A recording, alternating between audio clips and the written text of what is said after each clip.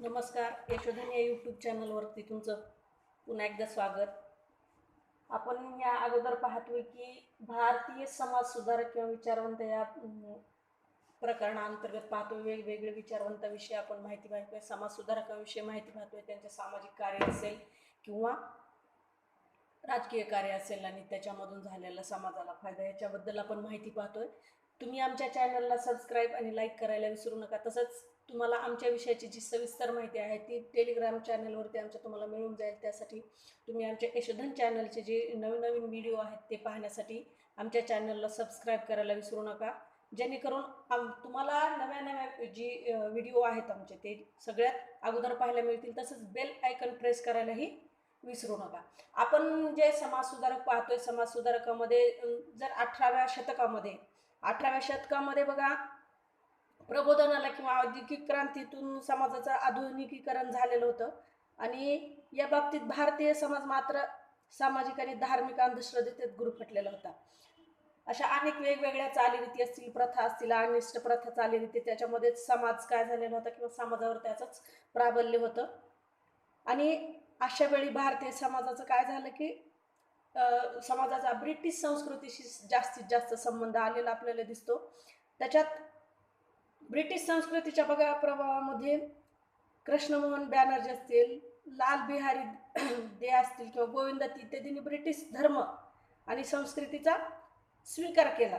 तर अनेक असे काही बघा आहेत की अनेक जातींनी हिंदू धर्म आणि संस्कृतीमध्ये कसं सुधारणा घडवून आणण्याचं कार्य किंवा काम हाती घेतलं आणि त्याच्यामध्ये पाश्चात्य विद्या संपादन केल्याशिवाय समाजाची भौतिक प्रगती होणार नाही अशी ज्यांची धारणा किंवा विचार होता. आणि अशा बघा लोकांनी हिंदू धर्म आणि संस्कृतीमध्ये सुधारणा घडवून आणण्याचं कार्य हाती घेतलं आणि त्याच्यासाठी पाश्चात्य विद्या संपादन केल्याशिवाय समाजाची जी भौतिक प्रगती आहे किंवा आर्थिक प्रगती आहे ती होणार नाही. अशा लोकांचा एक वेगळा वर्ग निर्माण झाला आणि त्यांनी धर्म आणि समाज सुधारणेच्या चळवळी हाती घेतल्या. तर बघा यामधूनच काय झालं की सामाजिक सुधारणेला आणि समाजाच्या आधुनिकीकरणाला गती मिळाली आणि एक वेगळा प्रवाह मिळाला आणि इथंच कुठंतरी हिंदी राष्ट्रवादाचा उदय झाला.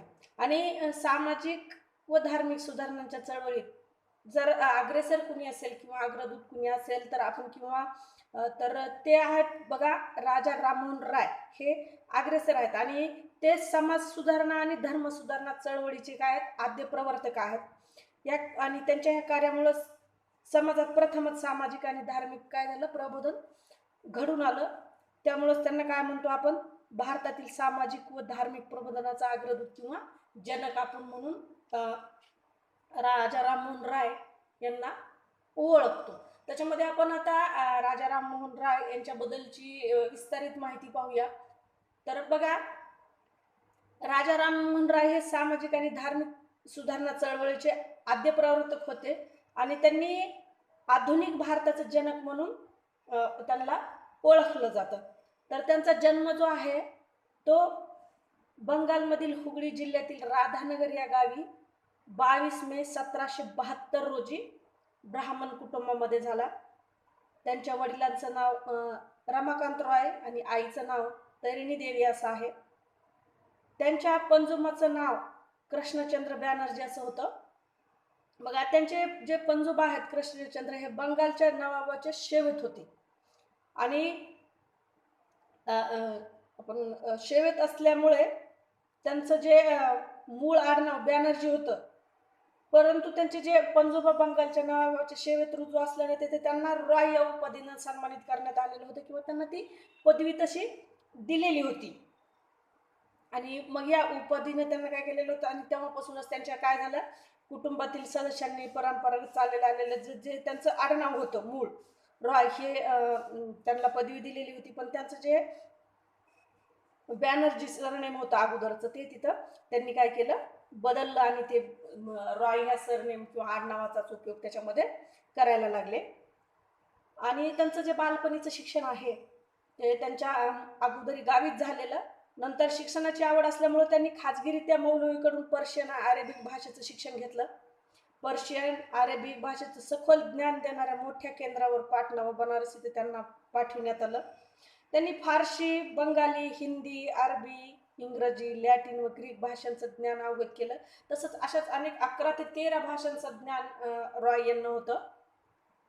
त्याच्यामध्ये बघा वेगवेगळ्या भाषेचं जे ज्ञान आहे, कमीत कमी म्हणजे 11 ते 13 भाषेचं ज्ञान त्यांना अवगत होतं आणि त्या भाषा वेगवेगळ्या आहेत. त्याच्यामध्ये बघा तर त्यांचे जे भाषा त्यांनी शिकलेल्या आहेत त्याच्यामध्ये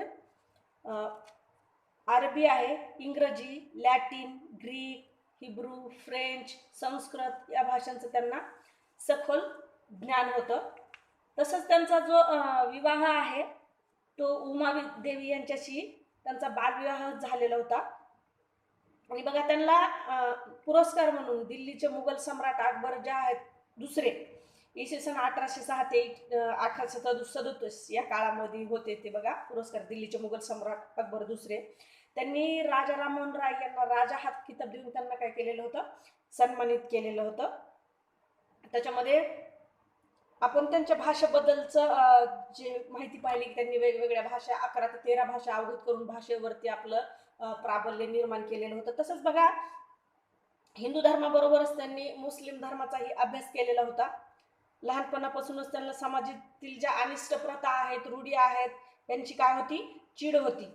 आणि बघा त्यांनी या समाजातील ज्या प्रथा आहेत, परंपरा आहेत, अशा ह्याच्यासाठी त्यांनी वयाच्या 16व्या वर्षी घर सोडलं आणि तिबेट इथं जाऊन त्यांनी बुद्ध धर्माचा अभ्यास केला.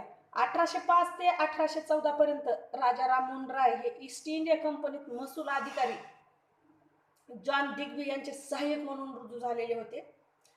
तिथं बघा त्यांनी लिपिक आणि दिवाण म्हणून बढती मिळाली. त्यानंतर सन 1814 साली त्यांनी नोकरी सोडली आणि ते कलकत्त्याला राहायला आले. बघा या काळात त्यांनी आपलं जे जीवन आहे किंवा पूर्ण काम आहे ते पूर्ण लोककल्याणासाठी बंगालमधील जनतेच्या सेवेसाठी काय केलेलं आहे, अर्पण केलं. तसंच इसवी सन 1814 मध्ये त्यांनी कोलकाता येथे आत्मीय सभेची स्थापना केली. इसवी सन 1814 मध्ये कोलकाता येथे त्यांनी कशाची स्थापना केली, तर ती आत्मीय सभेची स्थापना केली. त्यानंतर बघा 20 ऑगस्ट 1828 मध्ये त्यांनी ब्राह्मो समाजाची स्थापना केली.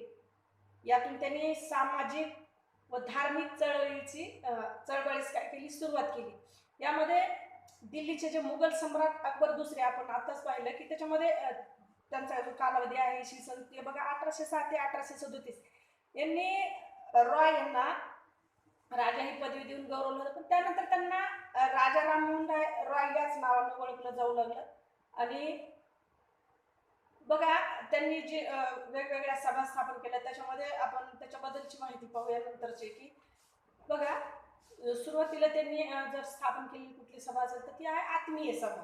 आता आत्मीय सभेच्या माध्यमातून त्यांनी काय संदेश दिला किंवा समाजामध्ये काय बदल करण्याचा प्रयत्न केला तर आपण त्याच्याबद्दलची माहिती पाहतोय.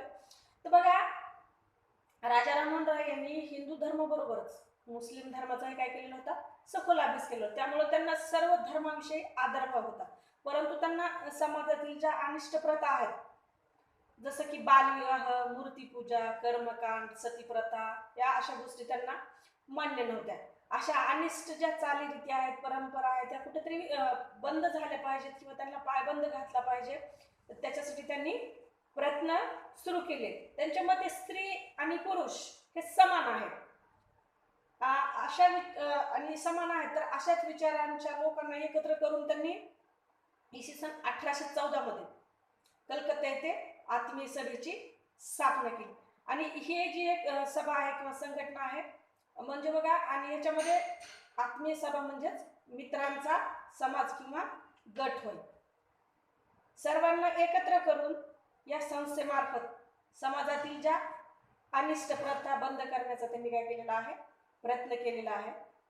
त्यांनी नंतर बघा ब्राह्मो समाजाची स्थापना केली. ब्राह्मो समाजामध्ये जे त्यांना जो ही मिळालेली असेल तर ती आत्मीय सभेच्या स्थापनेतूनच राजा राममोहन राय यांना काय झालं की 20 ऑगस्ट 1828 मध्ये ब्राह्मो समाजाची स्थापना करण्यात आली. आता ही जी सभा म्हणजे बघा ही कशी सामाजिक आणि धार्मिक चळवळीची सुरुवात होती. ब्राह्मो म्हणजे लोकांचा जनसमुदाय होता आणि ब्राह्मो समाजाचा अर्थ असा की ब्रह्माची आराधना म्हणजे किंवा म्हणजेच उपासना करणाऱ्यांचा समाज होय. आत्मीय सभा आणि उनितरियन समुदाय या संस्था सुरू केल्यानंतर ब्राह्मो समाज स्थापन करण्यात आला. राजा राममोहन रॉय यांच्या कार्यास बघा पाठिंबा देणाऱ्या अनुयायांना ख्रिश्चन चर्च या प्रार्थना गृहाप्रमाणेच आपलेही एक प्रार्थना स्थळ असावे असे वाटत होते. त्यांचं म्हणणं जे आहे त्यांनी राजा राममोहन राय यांना सांगितलं आणि यातूनच त्यांनी बघा रामकमल बासू यांच्याकडून एक इमारत भाड्याने घेतली. जर ते कोण असेल ती व्यक्ती तर ती रामकमल बासू यांच्याकडून त्यांनी एक इमारत भाड्याने घेतली आणि इमारतीतच बघा त्यांनी 20 ऑगस्ट 1828 रोजी कलकत्त्यात इथं बघा प्रार्थना स्थळ सुरू केलं. त्याच्यामध्ये नंतर 23 जानेवारी 1830 ला बघा या जी प्रार्थना स्थळ आहे याचं उद्घाटन करण्यात आलं आणि त्याला त्या प्रार्थना स्थळाला जे आहे ते ब्राह्मो सभा असं नाव देण्यात आलं आणि पुढे चालून या नावानेच ब्राह्मो समाज असं नामकरण करण्यात आलं किंवा नाव तिथं पडले गेले. बघा अगोदरचा दिवस भाद्रोत्सव या नावाने तर नंतरचा दिवस माघोत्सव या नावाने साजरा करण्यात येतो या प्रार्थना स्थळाच्या किंवा या सभेमध्ये. त्याच्यामध्ये बघा ताराचंद चक्रवर्ती हे ब्राह्मो समाजाचे सचिव म्हणून कार्य करीत होते. ब्राह्मो समाजाचे जे सचिव आहेत ते आहेत ताराचंद चक्रवर्ती. बघा ब्राह्मो समाजात विविध धर्माच्या लोकांचा समावेश असेल त्याच्यामध्ये आणि ब्राह्मो समाजाचे जे सभासद आहेत ते महिन्यातल्या प्रत्येक शनिवारी एकत्र येत असतात आणि या प्रार्थना स्थळामध्ये धार्मिक चर्चा आणि वेदांचं पठण करीत असत. बघा आता हे जो ब्राह्मो समाज आहे या ब्राह्मो समाजाची काही तत्वे आहेत. त्या तत्वामध्ये सुरुवातीला आपण पाहूयात की कुठली तत्व आहेत आणि ते ब्राह्मो समाजाची जी तत्व आहेत ती कमीत कमी 10 ते 11 तत्वे आहेत. त्याच्यामध्ये आपण पाहूया. बघा नंबर 1 ला आहे की ईश्वर एकच असून तोच सृष्टीचा निर्माता किंवा पालक आणि रक्षक आहे. आत्मा अमर आहे, त्याच्यात प्रगती करण्याची क्षमता भरपूर आहे. बघा नंतरचा आहे खरी ईश्वरी भक्ती ईश्वरावर प्रेम करण्यात व जीवनात त्याचं पालन करण्यात आहे. मूर्तीपूजा आणि कर्मकांडामुळे ईश्वर भक्ती होत नाही. सर्व मानव जातीवर प्रेम करणे हीच खरी ईश्वर भक्ती आहे. आध्यात्मिक प्रगतीसाठी ईश्वराची प्रार्थना आश्रय व त्यांच्यावर श्रद्धा ठेवणे आवश्यक आहे. ब्राह्मो समाज सर्व धर्माचा आदर करतो आणि कुठल्याही धर्माची किंवा व्यक्तीची निंदा करीत नाही. एकेश्वरवाद हाच सत्याचा मार्ग आहे. पूजा अर्चा व बलिदान याला ब्राह्मो समाजाचा विरोध आहे. मूर्तीपूजा या समाजाला मान्य नव्हती. अवतारवादाच्या सिद्धांतावर या समाजाचे सदस्य विश्वास ठेवत नव्हते. या समाजात मंदिर तीर्थस्थानाला कसले स्थान नव्हते. अशा रीतीने ईश्वराची जी उपासना आहे किंवा मानव जातीवर प्रेम सर्व धर्म व धार्मिक ज्या ग्रंथ आहेत श्रद्धा हे ब्राह्मो समाजाचं प्रमुख तत्वज्ञान होतं. आणि राजा राममोहन राय नंतर ब्राह्मो समाजाचे जे नेतृत्व आहे ते देवेंद्रनाथ टागोर आणि केशवचंद्र सेन यांनी केलं. बघा आता त्याच्यानंतर आहे धार्मिक कार्य. राजा राममोहन राय यांच्या आपण बघा जन्म उच्च जातीत म्हणजे ब्राह्मण कुटुंबात झाला आणि त्यांनी बालपणीच संस्कृत फारसी बंगाली भाषांचा अभ्यास केला. त्यामुळे समाजातील त्यावेळीचे जे काही त्यावेळीच्या अनिष्ट जे चालीरीती यांना त्यांनी विरोध केला आणि त्यांचे जे वडील होते अतिशय आपण काय म्हणू त्यांना सनातनवादी वृत्तीचे होते. धर्म श्रद्धा व समाजातील चालीरीती यावर जेव्हा वडिलांशी बोलताना मतभेद झाले तेव्हा त्यांनी आपले राहते घर वयाच्या 16व्या वर्षी सोडलं आणि मूर्तीपूजा कर्मकांड प्रतिमा पूजा समाजातील अनिष्ट प्रथा याविरुद्ध आवाज उठविला आणि त्यांनी समाज सुधारण्याचं कार्य हाती घेतलं. बघा त्यांनी मूर्तीपूजेस विरोध केला. तर का समाजात जे विविध जाती धर्माचे लोक राहतात आणि ज्या लोकांमध्ये जे अनिष्ट प्रथा असतील त्याचं काय होतं जास्त प्राबल्य होते किंवा शिरकाव केलेला होता आणि समाज खूप अंधश्रद्धांच्या अधीन झालेला होता आणि लोक देवावर आणि मूर्तीपूजेवर खूप विश्वास ठेवणारे लोक समाजामध्ये निर्माण झालेले होते आणि प्रतिमा पूजन करणाऱ्यांची संख्या काय झालेली होती जास्त मग आता समाज जर अंधश्रद्धेने ग्रासलेला असेल तर त्याला अशा गर्तेतून बाहेर काढण्याचा प्रयत्न करण्यासाठी त्यांनी आपण काय म्हणू मूर्तीपूजा आणि प्रतिमा पूजेला काय केलं त्यांनी विरोध केला. ब्राह्मण समाज हा आपण बघितलं की त्याच्या तत्वामध्ये एकेश्वरवादाचा काय आहे पुरस्कर्ता आहे आणि त्यामुळेच त्यांना काय होतं की मूर्तीपूजा मान्य नव्हती. त्यांनी केलं की काय केलं ईश्वर एकच आहे आणि तो सृष्टीचा निर्माताही आहे, पालकही आहे आणि रक्षकही आहे. तर त्यामुळे त्यांनी मूर्तीपूजेला आपण त्यांच्या धर्मामध्ये किंवा ह्याच्यामध्ये स्थान दिलेलं नाही. आणि बघा त्यामुळे आपण काय म्हणू की अशा प्रकारची जी मूर्तीपूजा होती ती त्यांना काय नव्हती मान्य नव्हती. ईश्वराची भक्ती ही मूर्तीपूजेतून नाही किंवा प्रतिमेपूजेशिवायही करता येते असं त्यांनी मत मांडलं. जर आपल्या भावना चांगल्या असतील किंवा आपण लोकांवरती इतर समाजातील मानवजातीवर प्रेम केलं तर ईश्वर भक्ती होते असं त्यांचं म्हणणं होतं. बघा त्यांनी ब्राह्मण समाजाच्या प्रार्थना स्थळामध्ये कुठल्याही प्रकारच्या देवाची मूर्ती किंवा प्रतिमा, चित्र, शिल्प यांना स्थान दिलेलं नाही. ईश्वराची जी भक्ती आहे प्रार्थनेद्वारे किंवा वेदातील जे स्त्रोत आहेत त्यांचे वाचन पठण करूनही केली जाऊ शकते असं त्यांचं मत होतं. म्हणून त्यांनी मूर्तीपूजेस विरोध केलेला इथं आपल्याला दिसतो विरोध केला. बघा त्यानंतर आहे की धर्म सुधारण्याचं कार्य आहे. धर्म सुधारण्याचं कार्य आहे त्यामध्ये आपण पाहिले की समाज खूपच म्हणजे अंधश्रद्धेच्या अधीन गेलेला होता आणि हिंदू धर्मातही अनेक चुकीच्या कल्पना ज्या असतात त्या काय झालेल्या होत्या, त्यांचा शिरकाव झालेला होता आणि समाजामध्ये त्या घुसलेल्या होत्या. बघा त्याच्यामुळं समाजाचे जे आपण काय म्हणू त्याला मूळ तत्वज्ञान होतं ते कुठेतरी बाजूला पडलं आणि चुकीच्याच गोष्टी समाजामध्ये चुकीच्या गोष्टींचा शिरकाव झाला.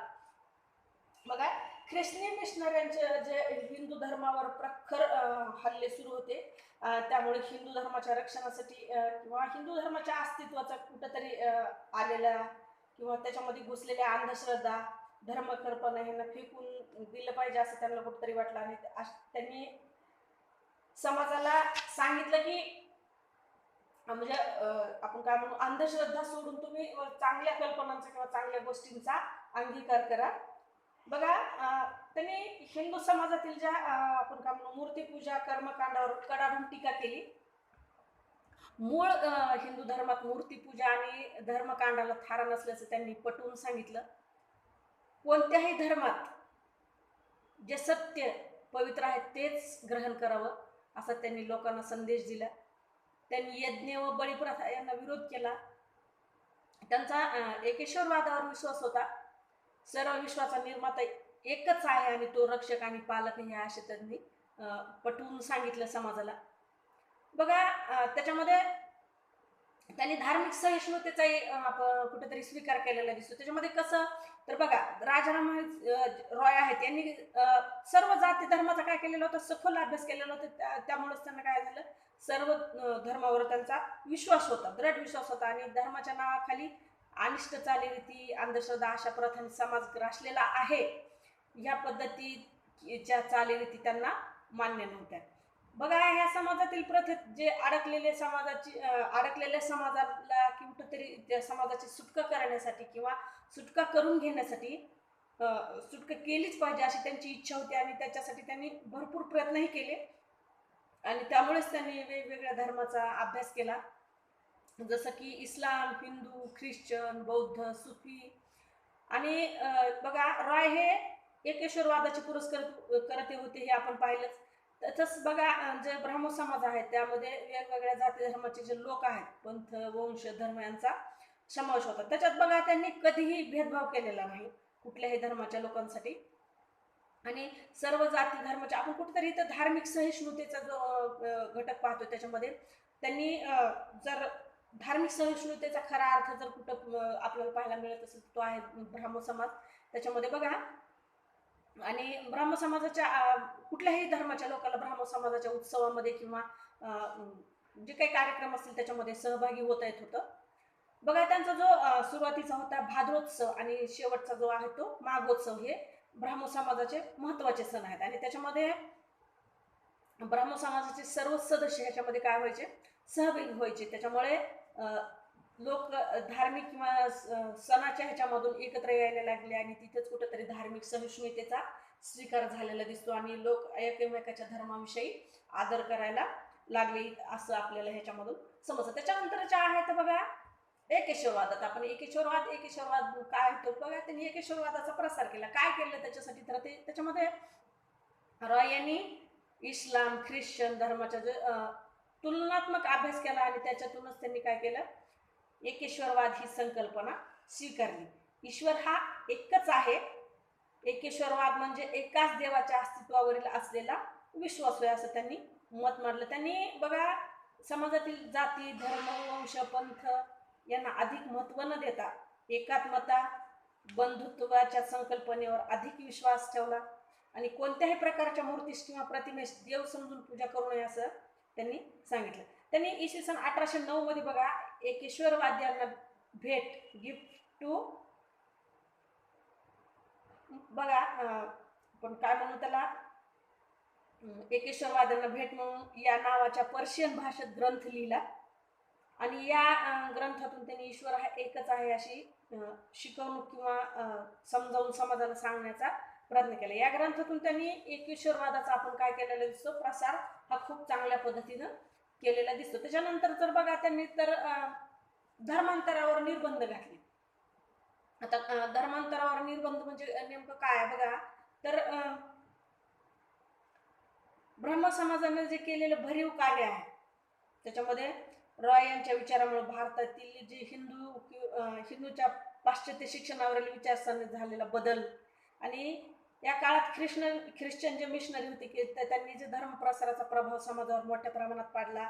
ख्रिश्चन जे धर्मातील मिशनरी लोकांना अनेक सवलती देऊन समाजातील जे लोक आहेत त्यांना आपल्या धर्माकडे आकर्षित केलं आणि धर्मांतर करायला भाग पाडलं आणि जे कनिष्ठ वर्गातील लोक होते ते ख्रिश्चन धर्माकडे आकर्षित झाले आणि ख्रिश्चन धर्माचा स्वीकार करू लागले. या गोष्टी त्यांना आवडली नाही आणि त्यांनी या गोष्टीला विरोध म्हणून बघा रॉय यांनी जे पाश्चात्य शिक्षण होतं त्या पाश्चात्य शिक्षणासंबंधी हिंदू समाजात परिवर्तन किंवा बदल घडवून आणले आणि त्यामुळे हिंदूंना स्वतःच्या धर्माची जाणीव झाली आणि त्यामुळेच ख्रिश्चन धर्मियांकडून होत असलेल्या धर्मांतराच्या प्रयत्नावर काय झालं, कुठेतरी मर्यादा आल्या किंवा कुठेतरी बंधने यायला सुरुवात झाली. आणि त्यांनी बघा ब्राह्मण समाजामध्ये जसे ते एकेश्वरवादाचे पुरस्कर्ते होते तसंच त्यांनी जो समाजातील पुरोहित वर्ग मूर्तीपूजा प्रतिमा पूजा ब्राह्म्य कर्मकांड या त्यांचा काय होता विरोध होता. त्यांना मूर्तीपूजा प्रतिमा पूजा मान्य नव्हती. वेदामध्ये प्रतिमेपूजा स्थान नाही, मूर्तीपूजेसंबंधी कुठलेही उल्लेख आढळत नाहीत असं त्यांनी लोकांना समजून दिलं. त्यामुळे लोकांनी बघा प्रतिमापूजन मूर्तीपूजन असेल असं करू नये असं त्यांचं ठाम मत होतं.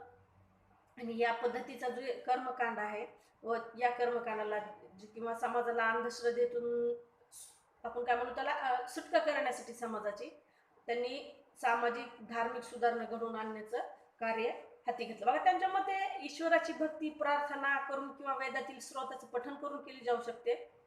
त्यांनी ब्राह्मण समाजाच्या प्रार्थना स्थळामध्ये कोणत्याही देवाची चित्रे मूर्ती किंवा असं कुठल्याही पद्धतीचं ठेवलेले नाही तिथं. आणि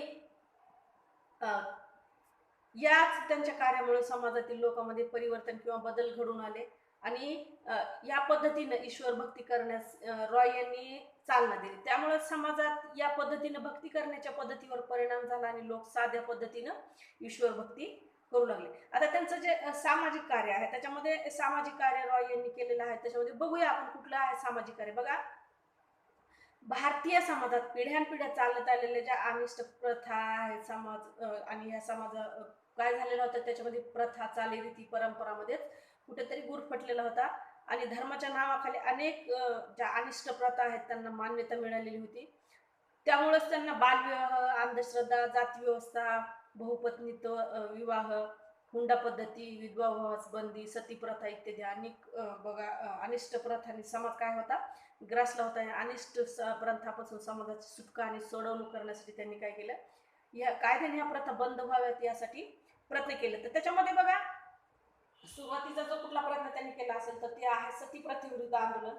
सती प्रथेविरुद्ध जे आंदोलन रॉय यांनी केलेलं आहे त्याच्यामध्ये त्यांना जी ह्याची जी प्रेरणा मिळालेली असेल तर ती आहे त्यांच्या घरातूनच मिळालेली. तर ती कशी आपण बघूया. बघा म्हणजे भारतात काय होतं की पतीच्या निधनानंतर त्याच्या पत्नीला स्वतःची इच्छा नसली तरी पती बरोबरच सती जाण्याचं एक प्रथा होती.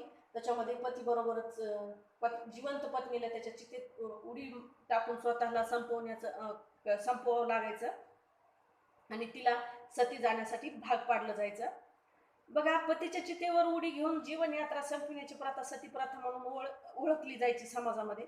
आणि ही फार पूर्वीपासून चालत आलेली प्रथा होती, कारण पतीच्या निधनानंतर त्या स्त्रीचं म्हणजे सांभाळ कोण करणार किंवा तिचं रक्षण कोण करणार या गोष्टीसाठी सती प्रथा आणि त्या स्त्रीचं जीवन संपवलं जायचं. बघा मग ही प्रथा फार पूर्वीपासून चालत आलेली होती समाजामध्ये. आणि सती प्रथेला बघा, हिंदू धर्मात स्थान नसल्याचं राजा राममोहन राय यांनी समाजाला पटवून दिलं होतं. पण त्यांच्या काही त्याचा किंवा समाजावर काही परिणाम झाला नाही. समाजाने त्यांची ही गोष्ट ऐकण्याचा कुठेही प्रयत्न केलेला नाही. बघा, इसवी सन 1811 मध्ये राजा राममोहन रॉय यांचे जे मोठे बंधू होते जगमोहन रॉय यांचं निधन झालं आणि त्यांची जी विधवा पत्नी अलक मंजिरी हिनं पतीच्या चितेवर सती जाण्याचं ठरवलं. पण त्या सती जात असताना त्यांना रॉय यांनी खूप विरोध केलेला किंवा त्यांचं मन बदलण्याचा खूप काही प्रयत्न केला. तरीही समाजानं त्यांच्या भावाच्या ज्या पत्नी आहेत किंवा वहिनी आहेत तर ते त्यांच्या वहिनीचं मन बदलण्यामध्ये अपयशी झाले आणि जो समाज आहे त्या समाजानं त्यांना सती जाण्यासाठी भाग पाडला. बघा, त्यांच्या वहिनीला ज्या आहे ते त्यांच्या भावाच्या चितेवरती बांधण्यात आलं आणि त्यांनी स्वतःची सुटका करण्याची प्रयत्न केली. ज्यावेळेस चितेला अग्नी दिल्यानंतर त्यांनी स्वतःची सुटका करण्याचा प्रयत्न केला, तरीही समाजाने परत त्यांना मध्येच ढकलून तिथेच त्यांचं काय झालेलं आहे, तो उडी टाकण्याचा जो प्रयत्न होता किंवा सुटका करून घेण्याचा प्रयत्न होता तो समाजाने ते यशस्वी होऊ दिला नाही आणि त्या मरण पावलं. त्यावेळी तेथील जमलेले जे लोक आहेत त्यांनी तिला महासती असं जल्लोष केला. आणि या सर्व जे प्रकार होता तो त्यांना खूप काही असा आपण त्याला म्हणू की हृदयद्रावक किंवा मन हेलवून टाकणार होता. आणि या गोष्टीमुळेच त्यांच्यामध्ये सती प्रथेविरुद्ध जी चीड आहे ती कुठेतरी निर्माण झाल्याचं आपल्याला याच्यामध्ये दिसून येतं. आणि बघा, सती जाण्यास भाग पाडणे म्हणजे एक प्रकारचा खूनच होय असं त्यांचं मत आहे. आणि त्यांनी प्रथमच सती प्रथेविरुद्ध आवाज उठविला आणि इसवी सन 1818 पासून सती प्रथेसारख्या अनिष्ट प्रथेविरुद्ध जोरदार मोहीम सुरू केली. आणि त्यांनी ठिकठिकाणी भाषण व्याख्यान देण्यास सुरुवात केली. सती प्रथेवर लेख लिहून जनजागृती करण्याचा प्रयत्न केला आणि ही प्रथा बंद करावी म्हणून त्यांनी इंग्रजांकडे सुद्धा विनंती केली. म्हणूनच बघा, governor general lord William Bentinck यांनी 4 डिसेंबर 1829 रोजी बंगालमध्ये सतीबंदीचा कायदा पास करून ती कायद्यानं बंद केली. आणि ह्याचं जे पूर्ण श्रेय जर जात असेल तर ते राजा राममोहन रॉय यांना जातं.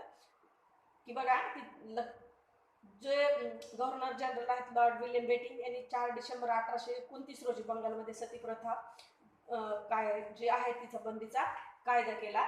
आणि ह्या कायद्याचं मंजूर करून घेण्याचं जर पूर्ण श्रेय कोणाला जात असेल तर ते आहेत राजा राममोहन रॉय. आणि बघा, सामाजिक अनिष्ट प्रथेविरुद्धही त्यांनी काय केली, आंदोलनं केली.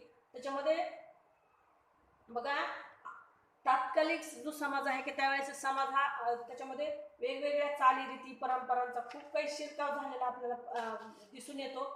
आणि त्याच्यामध्ये ते दूर करण्याचा प्रयत्न आहे रॉय यांनी केला. समाजामध्ये बालविवाह, सती प्रथा, कुलीन प्रथा, पुनर्विवाह बंदी, जाती प्रथा या अनिष्ट प्रथांचा शिरकाव झालेला असल्यामुळं सर्व प्रथांना त्यांनी काय केलेला आहे, विरोध केला. आणि त्यांनी स्त्रियांची स्थिती सुधारण्यासाठी भरपूर प्रयत्न केले आणि त्यांच्या हिताचं रक्षण करण्याचाही त्यांनी कुठेतरी प्रयत्न केला. त्यांनी स्त्रियांचा संपत्तीवरील जो अधिकार आहे तो आणि आंतरजातीय विवाहाचा पुरस्कार केला. बघा, त्यांनी जातीभेदाविरुद्धही लढा दिलेला आहे. 19व्या शतकामध्ये भारतीय समाज अनेक जाती आणि उच्चवर्णीय असतील उच्च कनिष्ठ या जाती धर्मामध्ये कुठेतरी समाज अडकलेलाच होता. आणि समाजातली जी चतुर्वर्णीय अवस्था किंवा व्यवस्था होती या व्यवस्थेवर कुठेतरी ती जातीभेद होता. आणि त्या जातीभेदाच्या नुसारच लोक एकमेकांना वागवायचे आणि त्या प्रथेला कुठेतरी त्यांनी विरुद्ध किंवा उच्च नीच श्रेष्ठ कनिष्ठ असे जे भेद होते ते समाजामध्ये खूप काही त्याचं आपण तेढ वाढलेलं होतं आणि त्याच्यामुळेच काय झालं कुठेतरी समाजाची प्रगती कुठल्याही समाजाची प्रगती जर तुम्ही उच्च नीच किंवा श्रेष्ठ कनिष्ठ अशा स्तरावर करत असाल तर ती होणे शक्य नाही असं त्यांनी समाजाला पटवून देण्याचा प्रयत्न केला आणि याच कारणामुळे कुठेतरी हिंदू समाजाची प्रगती झाली नाही असं त्यांना वाटतं. त्यासाठी बघा समाजाच्या प्रगतीसाठी हिंदू समाजानं जातीभेद नष्ट केला पाहिजे असं त्यांचं मत होतं. कारण जातीभेद आधुनिक राष्ट्र निर्मितीच्या आड येतो असं त्यांचं मत होतं आणि याच्यामुळेच राष्ट्राची जी एक संघ निर्मिती व्हायची ती कुठेतरी राष्ट्र एक संघ न होता ते जाती आणि धर्माच्या वेळेच्यामध्ये वेगवेगळे किंवा तुकडे पाडण्यास त्याची कुठेतरी सुरुवात होते असं त्यांचं मत होतं. बघा हा की जातभेद आधुनिक राष्ट्र निर्मितीच्या आड येतो किंवा कुठेतरी तो एक राष्ट्र निर्मितीच्या आड येतो किंवा कुठेतरी बंधने येतात असं राममोहन रॉय यांना वाटलं आणि त्यांना समजा त्यांनी ह्या गोष्टी समाजाला पटवून देण्याचा प्रयत्न केला.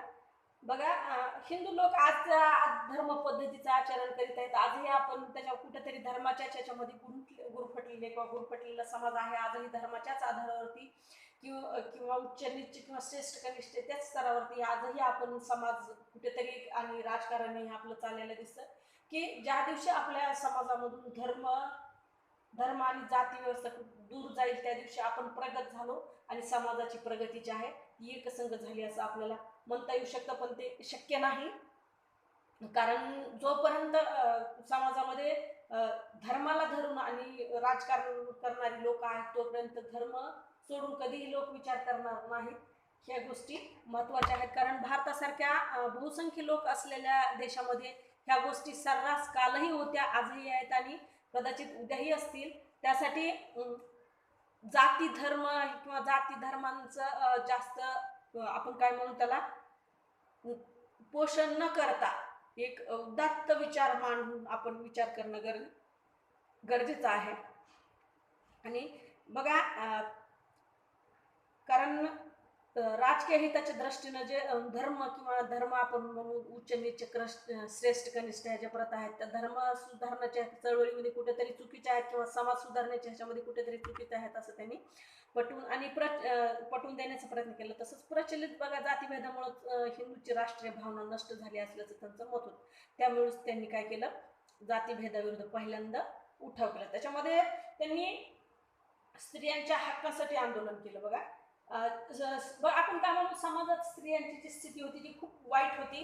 बालविवाह सती प्रथा असेल किंवा भाऊपत्नीत्वाचे जे अधिकार असलेले अशामध्ये समाजाने तिला फक्त घरापुरतच मर्यादित ठेवलेलं होतं आणि तिला खूप हीन दर्जा देण्यात आलेला होता आणि हीन म्हणजे दुय्यम दर्जा देण्यात आलेला होता. फक्त चूल आणि मूल एवढंच तिचं कार्य मर्यादित होतं आणि पुरुषांना कुठेतरी उच्च स्थान दिलेलं होतं. पुरुषाचा घरचा कर्ता आहे आणि त्याच्यावरतीच स्त्रियांनी अवलंबून राहिलं पाहिजे असे कुठेतरी पुरुष प्रधान संस्कृतीचा तिथं आपल्याला पगडा पाहायला मिळून येतो आणि पुरुषांना काय केलेलं होतं मोठं किंवा उच्च स्थान देण्यात आलेलं होतं. पण सर्व अधिकार मात्र पुरुषांनाच मिळाले आणि स्त्रियांना त्या जे अधिकार आहेत त्या अधिकारापासून दूर ठेवण्यात आलं कुठेतरी किंवा वंचित ठेवण्यात आलं आणि ह्याच गोष्टीमुळे स्त्रियांच्या जीवनात सुधारणा व्हावी यासाठी सर्वप्रथम तुम्ही जर प्रयत्न केले असेल तर ते राजा राममोहन रायांनीच केलेत आणि त्याच्यासाठी त्यांनी चळवळ उभी केली. समाजात बालविवाह असेल विधवांचा प्रश्न असेल सती प्रथा असेल या चालीरीती प्रचलित होत्या आणि या चालीरीतींचं काय केलं जे धार्मिक आदिष्ट नव्हतं अशा धार्मिक कर्त्यांविरुद्ध रॉय यांनी आंदोलन केलं आणि ह्या अनिष्ट प्रथा ज्या आहेत कुठेतरी बंद होण्यासाठी सरकार दरबारी प्रयत्न केले. त्यांनी इंग्रज दरबारीही प्रयत्न करून अशा प्रथांना बंदी घालण्यासाठी किंवा कायदा करण्याचा प्रयत्न केला. बघा काय म्हणू आपण त्यांना जर त्यांनी सतीपत्नीचा कायदा पास केला त्यानंतर त्यांनी जे हिंदू धर्मशास्त्रात स्त्रियांना वारसा हक्क होता पण मध्ययुगीन काळामध्ये हक्काची कुठेतरी पायमल्ली झाली होती किंवा कुठेतरी दूर सारण्यात आलं होतं आणि या स्त्रियांना या हक्कापासून दूर ठेवण्यात आलेलं होतं आणि स्त्रियांना आर्थिक स्वातंत्र्य मिळाल्याशिवाय त्यांची गुलामगिरी संपणार नाही असं त्यांना कुठेतरी वाटायचं आणि म्हणूनच त्यांनी वारसा हक्काचा प्रश्न उचलून धरला. बहुपत्नीत्वाची पद्धत जी आहे ते बंद करण्याचाही प्रयत्न केला. रॉय यांनी प्राचीन हिंदू धर्मशास्त्रात स्त्रियांनाही वारसा हक्क देण्यात आले आहेत हे स्पष्ट करून सांगितलं आणि स्त्रियांना वडिलांच्या संपत्तीचा अधिकार देण्यात यावा, तसंच स्त्रियांना शिक्षण देण्यात यावं यासाठी प्रयत्न केले. आजही आता आपण पाहतो की प्रगत समाजामध्ये स्त्रियांना वडिलांच्या संपत्तीमध्ये अधिकार देण्यात आलेला आहे. तसेच कुठल्याही संपत्तीमध्ये स्त्रियांना बरोबरीचे अधिकार देण्यात आलेले आहेत. मुलगा मुलगी एक समान असे कुठेतरी अधिकार आपल्याला त्यांना देण्यात आलेले आहेत. बघा त्याच्यामध्ये नंतर आहे की समाजामध्ये स्त्रियांना समानतेची किंवा एकसारखी वागणूक मिळावी, स्त्री पुरुष समानता असे कुठंतरी एक घटक असावा असं त्यांना वाटायचं. आणि त्यांनी बहुपत्नीत्व विवाह पद्धतीवर त्यांनी टीका केली. विवाहाचा त्यांनी पुरस्कार केला. बघा बहुपत्नीत्व असा विरोध केला. म्हणजे बघा त्या काळामध्ये बहुपत्नीत्वाची जी प्रथा होती ती खूप प्रचलित होती आणि श्रीमंत लोक एकापेक्षा अनेक बायका करायचे. आणि या पद्धतीस बहुपत्नीत्व विवाह असं म्हणत. पुरुष मंडळीस एकापेक्षा अनेक विवाह करण्याची परवानगी होती, पण स्त्रियांना मात्र दुसरा विवाह करण्यास बंदी असायची आणि त्यांना पती निधनानंतर किंवा सोडून दिल्यानंतर दुसरा विवाह करता यायचा नाही आणि सती जाण्याची ही प्रथा होती. आणि ही खूप आपण काय म्हणू तिला वाईट प्रथा होती आणि कुठेतरी स्त्रीच्या स्वाभिमानाचं हनन करणारी होती असं आपल्याला पाहायला मिळतं. बघा ही जी प्रथा आहे ती प्रथा बंद झाली पाहिजे यासाठी राजा राममोहन राय यांनी बहुपत्नी विवाहास काय केलेला आहे, विरोध केला. आणि पतीने दुसरा विवाह केल्यास पहिल्या पत्नी सोडून देण्यात येईल अशा वेळी त्या स्त्रीला समाजात कसलंही स्थान नसायचं. तिचं जीवन अतिशय वाईट व्हायचं आणि तिला धर्मामध्ये किंवा समाजामध्ये खूप वेगळी वागणूक मिळायची आणि तिच्यावर अत्याचार होण्याचेही प्रकार खूप व्हायचे त्यामध्ये. बघा हिंदू धर्म ग्रंथानुसार विशिष्ट परिस्थितीतच पुरुषाला दुसरा विवाह करण्याची परवानगी देण्यात आल्याचा उल्लेख आहे. हे सत्य रॉय यांनी समाजाला पटवून देण्याचं किंवा आपण काय म्हणू त्याला समजावून सांगण्याचा प्रयत्न केला. त्याच्यामध्ये त्यांनी रॉय यांनी शेतकऱ्यांनाही पाठिंबा दिलेला दिसून येतो. त्याच्यामध्ये बघा जे शेतकऱ्यांची पिळवणूक जमीनदार वर्ग करायचा आणि जमीन मालक आणि शेतकरी यांचे चांगले संबंध असावेत, त्यासाठी त्यांनी चांगले संबंध असावे त्याच्यानी काय केलं, जमीनदाराने जी खंडणी स्वरूपात वाढ करू नये असं त्यांना सांगितलं. खंडणी स्वरूपातली जी वाढ करू नये आणि शेतकऱ्यांची पिळवणूक करू नये आणि जास्तीचे जे खंडणी असेल ती शेतकऱ्यांकडून घेऊ नये. आणि त्यासाठी त्यांनी ब्रिटिश शासनाकडे शेतकऱ्यांचे जे हक्क किंवा न्याय आणि संरक्षण या कायद्यानेच झालं पाहिजे अशी शिफारस केली. बघा समाचारपत्र असतील की समाचारपत्रांचं स्वातंत्र्य आणि राष्ट्रवादाचा प्रसार असेल, त्याच्यामध्ये बघा एक आहे तर रॉय हे वृत्तपत्राच्या स्वातंत्र्याचे पुरस्कर्ते होते. परंतु त्या काळामध्ये जी वर्तमानपत्रांची स्थिती होती ती आजच्या सारखी नव्हती किंवा जागृती झालेली नव्हती. आपण काय म्हणू समाजामध्ये एवढी काही जागृती झालेली नव्हती. त्याच्यामध्ये वर्तमानपत्र ही इंग्रजच भाषेत छापली जावीत असं मत होतं इंग्रजांचं. आणि त्या अशा वेळेमध्ये राजा राममोहन रॉय यांनी 4 डिसेंबर 1821 रोजी संवाद कौमुदी या नावाचं बंगाली भाषेतील साप्ताहिक सुरू केलं. आणि या साप्ताहिकाचे संपादक जे आहेत ते भवानीचरण बॅनर्जी हे होते. आणि इसवी सन 1822 मध्ये मिर्तुल अखबार या नावाचं दैनिक पर्शियन भाषेमधून प्रकाशित व संपादित केलं. आणि या वर्तमानपत्रातून त्यांनी राष्ट्रीयवादी विचारांचा प्रसार केला. शेवटी इंग्रजांच्या दडपशाही धोरणामुळे त्यांना आपले जे वर्तमानपत्र आहे ते बंद करावं लागलं. त्या काळामध्ये बघा संवाद कौमुदी, मिर्तुल अखबार व समाचार चंद्रिका ही प्रसिद्ध वर्तमानपत्र होती. वर्तमानपत्रावर कोणतंही बंधन नसावं असं त्यांना वाटत होतं. त्यासाठी 1933 मध्ये वर्तपत्र नियमांच्या विरोधात जे आहे ते लोकांची मत तयार करून तीव्र आंदोलन केलं. आणि या आंदोलनामधूनच वृत्तपत्र स्वातंत्र्याच्या बाबतीत जोरदार बाजू मांडली. आणि त्यांच्या या यशस्वी प्रयत्नामुळे इसवी सन 1835 मध्ये चार्ल्स मेटकाफ जे या प्रभारी जे गव्हर्नर जनरल होते यांनी वर्तमानपत्रावर असलेली सर्व बंधने काढून टाकली, चार्ल्स मेटकाफ यांनी. आणि बघा, त्याच्यामध्ये जी समाजावर होत असलेले अन्याय असतील, शेतकऱ्यावर होत असलेले असतील किंवा स्त्रियांवर होत असलेले असतील, तर त्याच्यासाठी त्यांनी कायदा कायदा आणि जो न्याय आहे त्याच्यासाठी सुधारणांचा प्रयत्न केला. आता ते कशा पद्धतीने ते आपण तो बघा, रॉय यांनी कायद्यात सुधारणा करण्यासाठी सुद्धा चळवळ उभी केली आणि ती इसवी सन 1833 मध्ये बघा त्यांनी वर्तमानपत्रावर जे कायद्याने लावलेले जे नियंत्रण होतं ते नियंत्रणाविरुद्ध आंदोलन केलं आणि या स्वातंत्र्याचे पुरस्कर्ते होते ते बघा मुद्रणालयावर लावलेल्या निर्बंधाविरुद्ध उठाव करून त्यांनी त्यासाठी किंग इन काउन्सिल या सुप्रीम कोर्टाला एक अर्ज सादर केलेला होता. त्यांनी शेतकऱ्याविरुद्ध जे होणाऱ्या अन्यायास तोंड फोडलं, शेतसारा कमी करण्यासाठी आंदोलन केलं, भूमी कायद्याविरुद्ध त्यांनी काही जॉईंट सिलेक्ट कमिटीशी एक आवेदनपत्र दिलं आणि त्यांनी न्यायाधीश व दंडाधिकारी ही पदे अलग करणे, दिवाणी व फौजदारी कायद्याचे संकलन करणे, नवीन कायदे बनविताना भारतीय वकिलांशी चर्चा करणे व न्यायालयाशी भाषा पर्शियन इंग्रजी करणे याचं समर्थन केलं. त्यानंतर बघा रॉय यांचं इंग्लंड मधलं कार्य. आता त्यांनी इंग्लंडमध्ये काय कार्य केलं तर आपण त्याच्यामध्ये बघूया की इंग्लंडमध्ये त्यांचं काय कार्य आहे. बघा, सामाजिक जे निषेधाचं उल्लंघन करून आणि समुद्र प्रवास करून इंग्लंडला जाणारी राजा राममोहन रॉय ही पहिली भारतीय व्यक्ती आहे आणि तेथील वास्तव्यात त्यांनी बघा तत्कालीन जी भारताची राजकीय व न्याय व्यवस्था कथन केली, भारतीयांची परिस्थिती व त्यांच्या जे मागण्या आहेत त्यांनी त्याच्यावर प्रकाश टाकला. त्यांनी वृत्तपत्रात लेख लिहून भारताची प्रतिष्ठा वाढविण्याचा प्रयत्न केला.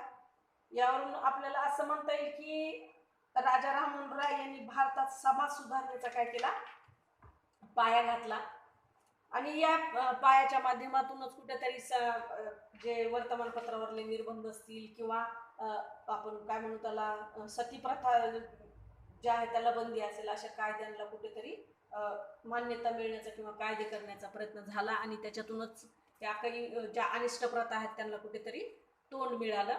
त्याच्यानंतर आहे बघा जी प्रसार माध्यमं आहेत त्या प्रसार माध्यमाच्या समाज सुधारण्यासाठी कसा वापर करता येईल हे राजा राममोहन राय यांनी पुरतं ओळखलेलं होतं आणि त्यांनी प्रसार माध्यमाचा समाज सुधारण्यासाठी वापर करण्याचा प्रयत्न केला. त्याच्यामध्ये ज्या प्रथा अप्रथा असतील, परंपरा असतील यांना कुठेतरी पायबंद घालण्यासाठी किंवा बंद करण्यासाठी प्रयत्न केले आणि त्यांनी आपल्या प्रसार माध्यमातून वेगवेगळे लेख, व्याख्याने, भाषण देऊन समाज सुधारण्यासाठी काय केलं, प्रयत्न केले आणि त्यांनी आपले विचार समाजापर्यंत पोहोचवण्यासाठी वर्तमानपत्र हे प्रभावी साधन आहे असं त्यांना कुठेतरी वाटलं आणि त्यांनी त्याचा पुरेपूर काय केला, वापर हा समाज सुधारण्यासाठी केला.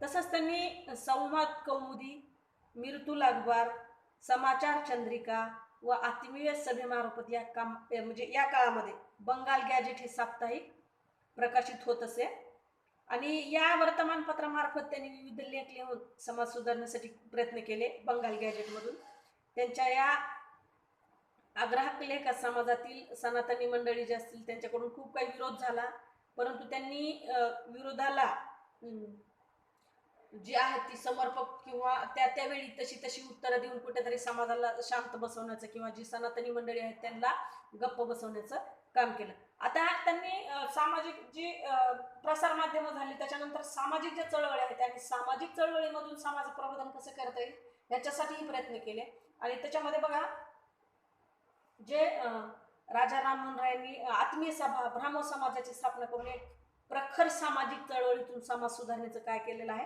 कार्य हाती घेतलं. बघा नंतर त्यांच्या मृत्यूनंतर इसवी सन 1833 नंतर ब्राह्मण समाजाचं जे कार्य आहे ते द्वारकानाथ टागोर यांनी चालवलं. त्यानंतर सर्व देशातील बघा शहरामध्ये वेगवेगळ्या नावानं ब्राह्मण समाजासारख्या ज्या संघटना आहेत त्या उदयास आल्या आणि सर्व संघटना ब्राह्मण समाजाच्या तत्वावरच वाटचाल करीत होत्या. त्यामुळं त्यांच्यानंतरही समाजात सामाजिक धार्मिक सुधारणेचे कार्य प्रभावीपणे चालत होते. प्रार्थना समाज, महात्मा ज्योतिबा फुले यांनी स्थापन केलेला सत्यशोधक समाज, चेन्नई येथे स्थापन झालेला वेद समाज यासारख्या संस्थांनी भरीव स्वरूपाचं कार्य समाज प्रबोधनासाठी केलं. ब्रह्म समाजानं बघा सर्व धर्म भावनेचं जे त्यांचं तत्व होतं किंवा सर्व धार्मिक सहिष्णुतेचे जे तत्व होतं ते स्वीकारलं. तर महात्मा ज्योतिराव फुले यांनी पुणे येथे स्थापन केलेला जो सत्यशोधक समाज होता 1873 मधला आणि त्यांनी समाजाने सामाजिक व गुलामगिरीतून आणि सामाजिक विषमतेविरुद्ध आवाज उठवून सामाजिक न्यायाची काय केलेली होती, मागणी केलेली होती. आणि त्यांनी स्त्रियांसाठी किंवा स्त्रियांचे जे हक्क आहेत आणि स्त्रियांच्या शिक्षणासाठी पुरेपूर प्रयत्न केलेले आपल्याला पाहायला मिळतात. त्याच्यानंतर आहे बघा रॉय यांचं शैक्षणिक कार्य. त्याच्यामध्ये एज्युकेशनल जे वर्क आहे त्यांचं, त्याच्यामध्ये त्यांना लहानपणापासूनच शिक्षणाची आवड असल्यामुळे त्यांनी हिंदू मुस्लिम धर्मावर अनेक संस्कृत फारसी बंगाली भाषा, त्याचे आपण अगोदरच पाहिलेली त्यांनी कमीत कमी 11 ते 13 भाषा त्यांनी शिकलेल्या होत्या. आणि त्याचे त्या समाजाचा अभ्यास करूनच किंवा त्या भाषेचा अभ्यास करूनच त्यांनी समाजाला ज्या प्रथा असतील त्या समाजाच्या अनिष्ट प्रथांमधून कुठेतरी बाहेर काढण्याचा प्रयत्न केलेला आपल्याला दिसून येतो बघा. म्हणून आपण काय म्हणू त्यांना की जे शैक्षणिक कार्य आहे, त्यांना स्वतःला शिक्षणाची आवड असल्यामुळं आणि वेगवेगळ्या भाषेत त्यांना अवगत असल्यामुळं त्यांनी शिक्षणासाठी चालना दिली. आणि समाजाची जर सुटका ह्या गुरफटलेल्या परंपरा अंधश्रद्धा ह्याच्यामधून करायची असेल, समाजाला त्याच्यासाठी शिक्षित करणं गरजेचं आहे. आणि पाश्चात्य विद्या संपादन केल्याशी समाजाची भौतिक प्रगती होणार नाही असं त्यांना वाटत होतं. म्हणून त्यांनी इंग्रजी भाषेतून शिक्षण देणे त्यांना महत्त्वाचं वाटू लागलं. आणि यासाठी त्यांचं शैक्षणिक कार्य पुढील प्रमाण आहे बघा. त्याच्यामध्ये स्त्री शिक्षणास प्रोत्साहन बघा. समाजात जर समाजाची स्थिती सुधारायची असेल तर स्त्रियांची स्थिती जी आहे ती अगोदर सुधारली पाहिजे. आणि त्यासाठी जी स्त्रियांची वाईट स्थिती होती ती आणि सुधारायची असेल तर त्यांना, आणि कारण स्त्रियांना कुठेही समाजामध्ये शिक्षणाचा अधिकार नव्हता. आणि जर त्यांची स्थिती सुधारायची असेल तर त्यांना शिक्षण दिलंच पाहिजे असं त्यांनी आग्रह धरला. आणि त्यांनी स्त्री शिक्षणास प्रोत्साहन दिलं. आणि स्त्रियांना समाजात प्रतिष्ठा मिळवून देण्यासाठी त्यांनी प्रयत्न केले. तसंच बघा पाश्चात्य शिक्षण पद्धतीचा अवलंब बघा. पाश्चात्य शिक्षण पद्धतीच्या ह्याच्या प्रसाराचे ते काय होते, मोठे समर्थक होते. त्याच्यामध्ये वेद व उपनिषदाचे ते त्यांना भरपूर ज्ञान असलं तरी पाश्चात्य शिक्षणाशिवाय भारताचा सर्वांगीण विकास होणार नाही हे त्यांनी पुरतं ओळखलेलं होतं. आणि पाश्चात्य शिक्षणाचा जो प्रसार आहे त्यांनी तो भारतात व्हावा अशी त्यांची इच्छा होती.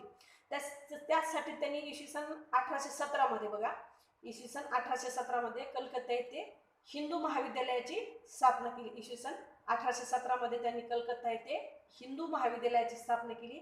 आणि याच वर्षी 1817 मध्ये बघा कलकत्ता इथं ईस्ट इंडिया कंपनी सरकारच्या मदतीनं पहिले पब्लिक स्कूल सुरू केलं. ईस्ट इंडिया कंपनी सरकारच्या मदतीनं पहिलं पब्लिक स्कूल सुरू केलं. तसंच त्यांनी बघा कलकत्ता इथेच अँग्लो हिंदू स्कूल या नावाची शाळा 1822 मध्ये सुरू केली. आणि इसवी सन 1825 मध्ये वेदांत कॉलेजची स्थापना केली. आणि या कॉलेजमध्ये भारतीय शिक्षण पद्धती व पाश्चात्य शिक्षण पद्धती या दोन्ही शिक्षण पद्धतीचा त्यांनी काय केला, अवलंब करण्यात आला. यात गणित, रसायनशास्त्र, खगोलशास्त्र, ज्योतिषशास्त्र, तंत्रज्ञान आणि तत्वज्ञान विषयांचा समावेश करण्यात आला. तसंच बघा डेव्हिड हेयर यांच्या मदतीने राजा राममोहन राय यांनी इसवी सन 1817 मध्ये कलकत्ता इथे कॉलेजची स्थापना केली. त्याच्यामध्ये शैक्षणिक संस्थांना पाश्चात्य धर्तीवर शिक्षण देण्यात येत असं. वरील पद्धतीचे जे अवलंब आहेत भारतात राजा राममोहन यांनी आपण काय म्हणू पाश्चात्य शिक्षण पद्धतीचा पाया घातला आणि कुठेतरी समाजाला सुशिक्षित किंवा शिक्षित करण्याच्या प्रयत्नाला इथे सुरुवात झाली. आता आपण रॉय यांचं साहित्यिक कार्य पाहू बघा. त्यांचं जे साहित्य आहे ते कुठल्या प्रकारचं आहे किंवा त्यांनी कुठलं साहित्यिक योगदान दिलेलं आहे त्याच्यामध्ये बद्दल माहिती पाहतोय. त्याच्यामध्ये बघा आपण रॉय यांना काय म्हणू समाज सुधारण्याचा पाया घालणारे विचारवंत असं म्हणतो. आणि समाज सुधारण्याबरोबरच त्यांनी शैक्षणिक, धार्मिक, साहित्यिक कार्य देखील केलेलं आहे. 1815 ते 1820 या काळात त्यांनी बंगाली भाषेत 14 ग्रंथ लिहिले, तर इंग्रजी भाषेत 10 ग्रंथ लिहिले. त्यांनी वेदांत सार हा ग्रंथ लिहिला. वेदांत सार समाजातील बहुतांश हिंदू धर्मग्रंथाचं लिखाण संस्कृत भाषेतून होत असे, त्यामुळे सामान्य माणसापर्यंत ते ज्ञान पोहोचत नव्हतं. आणि त्यामुळे त्यांनी फारसी, बंगाली, हिंदी व इंग्रजी भाषा संस्कृत अनुवाद केले. आणि या भाषेतच महत्वपूर्ण पुस्तकाचं लिखाण केलं. जसं की इसवी सन 1820 मध्ये त्यांनी the precepts of Jesus, the guide to peace and happiness या ग्रंथांचं काय केलं, ग्रंथ लिहून प्रकाशित केले. आता त्यांनी जसं साहित्यिक कार्यास प्रोत्साहन केलं तसंच त्यांनी वैज्ञानिक कार्यासही आपण काय म्हणू किंवा वैज्ञानिक शिक्षणासही प्रोत्साहन दिलं. तर कशा पद्धतीनं ते आपण पाहूया. भारतीय समाजाचा जर विकास घडवून आणायचा असेल किंवा प्रगती घडवून आणायची असेल तर त्या शिक्षण समाजाला शिक्षण देऊन संज्ञान करणं गरजेचं आहे आणि समाजाला वैचारिक पातळीवर कुठेतरी प्रगल्भ करणं गरजेचं आहे असं त्यांना वाटायचं. तसंच त्यांनी जी पारशी, बंगाली, हिंदी, अरबी, संस्कृत, इंग्रजी, ग्रीक व लॅटिन भाषांचं जे ज्ञान प्राप्त केलं, त्यांच्या मते जे आपण मग बघितलं की पाश्चात्य शिक्षण पद्धतीचा अवलंब भारतात करण्यात आला आणि त्या अंधश्रद्धेतून बाहेर जर समाजाला काढायचं असेल तर शैक्षणिक प्रगती होईल आणि त्या प्रगतीसाठी काय केलं त्यांनी आग्रह धरला आणि तसंच जनरल गव्हर्नरला एक पत्र लिहून या पत्रामार्फत वैज्ञानिक शिक्षण पद्धती भारतात आणण्यासाठी प्रयत्न केले. त्यांनी रसायनशास्त्र, गणित, तत्वज्ञान, शरीर रचना इत्यादी विषयाच्या अभ्यासक्रमांना काय केलं, शिक्षण क्रमामध्ये स्थान दिलं. देण्यात यावं अशी काय केली मागणी केली आणि त्यांच्या या प्रयत्नास यश आलं आणि यातूनच ईस्ट इंडिया कंपनी सरकारच्या मार्फत कलकत्ता येथे इसवी सन 1817 मध्ये पहिले पब्लिक स्कूल सुरू करण्यात आलं आणि त्याच्यामध्ये वेगवेगळ्या किंवा वैज्ञानिक शिक्षण देण्याचा कुठेतरी प्रयत्न सुरू झाला. त्याच्यानंतर बघा भाषा अध्ययन जे आहेत आपण पाहिलं की भाषा अध्ययनामधले जे आहेत ते आदर्श प्रेरणादायी जे आहेत ते राजा राममोहन राय आहेत. त्याच्यामध्ये त्यांनी बघा आपण पाहिलं की त्यांनी कमीत कमी 11 ते 13 भाषांचं आपण काय म्हणू ते ज्ञात होत्या त्यांना आणि त्यांनी यश जे बघा त्याच्यामध्ये त्यांनी वेगवेगळे ग्रंथ, उपनिषद, वेद यांचा अभ्यास केल्यानंतर येशूच्या जीवनावर लिखित बायबल या पुस्तकाच्या 4 भागांपैकी एका भागावर बंगाली भाषेत त्यांनी भाषांतर केलं आणि या बंगाली भाषेच्या विकासातील जो आपण काय म्हणू त्याला योगदान त्यांचं महत्वाचं ठरलं. बघा त्यांनी बंगाली भाषेत व्याकरणाचं संकलन केलं. त्यांनी विविध भाषावर मिळवलेल्या जे प्रभुत्व होतं त्या आणि त्या वेगवेगळ्या भाषेतील ग्रंथाचा अनुवाद हिंदी, इंग्रजी, बंगाली भाषेत केला. त्यामुळे ते ज्ञान सर्वांपर्यंत पोहोचवण्यात यश आलं. त्यांच्या भाषावरील या सखोल अभ्यासामुळे समाजातील सर्व स्तरातील लोकांना भाषा अध्ययनासाठी त्याचे लिखाण आदर्श व प्रेरणादायी साहित्य ठरलं. त्याच्यामध्ये बघा आपण आता त्यांच्या कार्याचं कुठंतरी मूल्यमापन बघूया. त्याच्यामध्ये रॉय हे खरे मानवतावादी किंवा स्वातंत्र्याचे पुरस्कर्ते होते. स्त्रियांच्या परिस्थितीत सुधारणा होण्यासाठी त्यांनी आयुष्यभर लढा दिला. इंग्लंडचे राजे विल्यम चौथे व फ्रान्सचे राजे लुई फिलिपी यांनी त्यांचा सन्मान केला. ते सनदशीर राजकीय आंदोलनाचे समर्थक होते. त्यांनी भारतीय प्रशासन सुधारण्यासाठी प्रयत्न केले. त्यांनी आधुनिक युगाचे जनक म्हटलं जातं. तसंच धार्मिक, सामाजिक, शैक्षणिक, साहित्य, राष्ट्रीय आंदोलन व सुधारणाचा प्रारंभ करणारे पहिले भारतीय नेते होते. ते महान सुधारक, धर्मप्रवर्तक, राजनीतिज्ञ, शिक्षण तज्ज्ञ, साहित्यिक, पत्रकार, तत्ववेत्ते व तत्वज्ञानी होते. त्यांचा मृत्यू जो आहे तो 27 सप्टेंबर 1833 मध्ये ब्रिस्टॉल येथे झाला. तर बघा आपण जे आहे ते रॉय यांच्याबद्दल जी विस्तारित माहिती पाहिली त्याच्यामध्ये आपण थोडक्यात त्यांच्याबद्दलची माहिती पाहतो की बघा राजा राममोहन राय त्यांचा आपण जन्म पाहिला. त्यांना जे त्यांची जे ओळख आहे ती अशी आहे की त्यांना भारताचा आद्य समाज सुधारक, आधुनिक भारताचे जनक, भारतीय प्रबोधनाचे अग्रदूत, नव्या युगाचा दूत आणि इंग्लंडच्या भूमीवर पाऊल ठेवणारा पहिला भारतीय समाज सुधारक असंही म्हटलं जातं.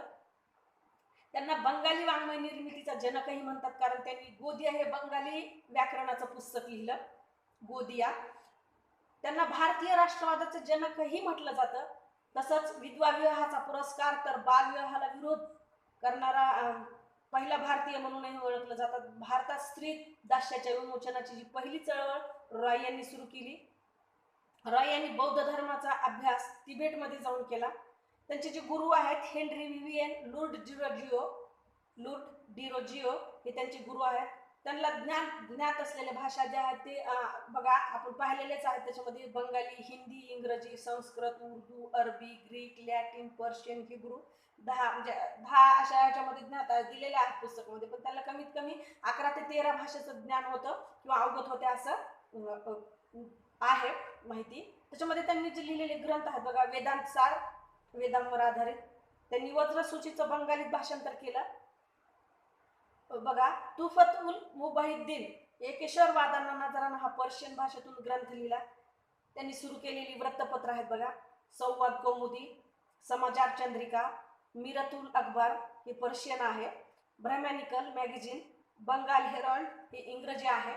आपण रॉय यांच्या कार्याचं मूल्यमापन पाहतो त्याच्या आहे कारण 1817 मध्ये बघा त्यांनी या म्हणजे सभेचा जो प्रचार केला होता तो इंग्रजी भाषेतून न केला इंग्रजी भाषेतून केला होता, त्याच्यामुळं समाजामध्ये याचा काही जास्त प्रभाव झालेला नाही. त्याच्यामध्ये त्यांनी जे 1817ला आपण कोलकात्यात त्यांनी जे डेव्हिड हेअर या इंग्रज अधिकाऱ्याच्या मदतीने हिंदू महाविद्यालयाची स्थापना केली. रॉय हेअर या दोघांनी मिळून बंगालमध्ये डिरोजिओ सुधारणावादी चळवळ सुरू केली. 1818 मध्ये वडील बंधू राजा राममोहन राय यांचा आपण काय त्यांच्या जे जगमोहन रॉय यांच्या मृत्यूनंतर त्यांच्या वहिनी सती गेल्यानंतर त्यांनी सती प्रथेचाही विरोध केला, त्याच्यासाठी आवाज उठवला.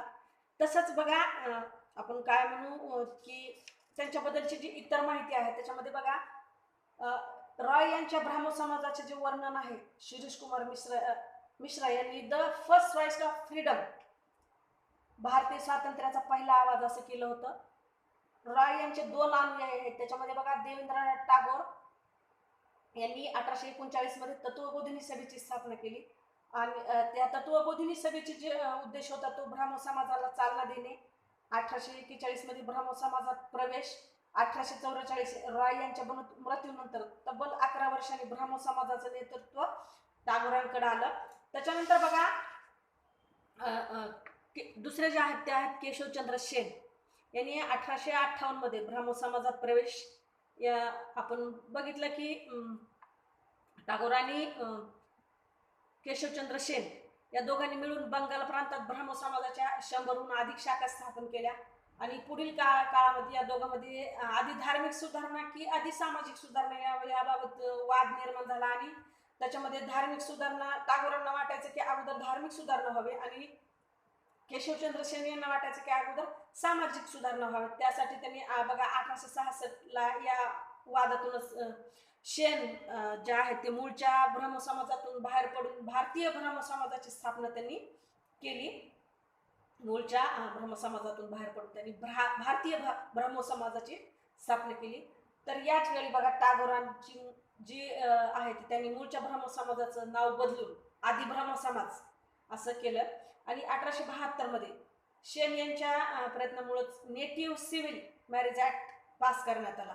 उद्देश होता की 14 वर्षाखालील वयाच्या मुली आहेत त्या मुलींचा विवाह कायद्यानं अमान्य ठरविला किंवा या कायद्याने अमान्य ठरलं. पण असं असलं तरी सेन यांनी आपल्या स्वतःच्याच मुलीचा विवाह 13व्या वर्षी कुचबिहारी महाराज वय वर्ष 36 याच्याशी लावून या कायद्याचं उल्लंघन केलं.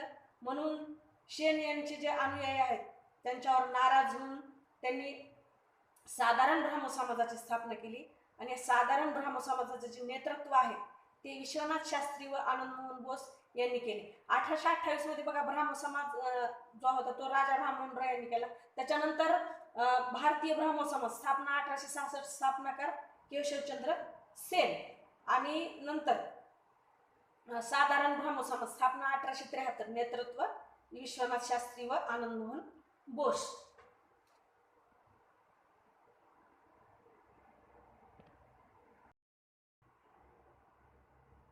आनंद मोहन बोस यांनी केलेला आहे. त्यानंतर आदि ब्राह्मण समाज जे आहे त्याची स्थापना आहे ते 1866 मध्ये करण्यात आलेली आहे आणि त्याचं जे नामकरण आहे ते देवेंद्रनाथ टागोरांनी केलेलं आहे. असंच आपण जे पाहतोय की एकंदरीत राजा राममोहन रॉय यांचं कार्य आणि यांच्या कार्याचं एकंदरीत जे मूल्यमापन आहे ते मूल्यमापन आपण की भारताचा जो आद्य समाज सुधारक आहे, प्रबोधन युगाचा जो आद्य क्रांतिकारक आपण त्यांना म्हणू, तसंच भारतीय प्रबोधनाचे अग्रदूत, नव्या युगाचा दूत, इंग्लंडच्या भूमीवर पाऊल ठेवणारा पहिला भारतीय समाज सुधारक असं ज्यांचं वर्णन केलं जातं अशा जे राजा राममोहन रॉय यांच्याबद्दल आपण जी आहे ती थोडक्यात माहिती पाहिलेली आहे. त्यासाठी तुम्ही आमच्या चॅनलला लाईक सबस्क्राईब करायला विसरू नका, तसंच बेल आयकॉन प्रेस करायलाही विसरू नका. आणि जर तुमचे काही प्रश्न असतील, कमेंट्स असतील तर तुम्ही आमच्या टेलिग्राम चॅनलला सुद्धा जॉईन करू शकता आणि तुम्हाला तिथे तुमच्या प्रश्नाची उत्तरे एकंदरीत मिळून जातील आणि तुमच्या प्रश्नांची उत्तरं देण्याचा प्रयत्न निश्चितच केला जाईल. धन्यवाद.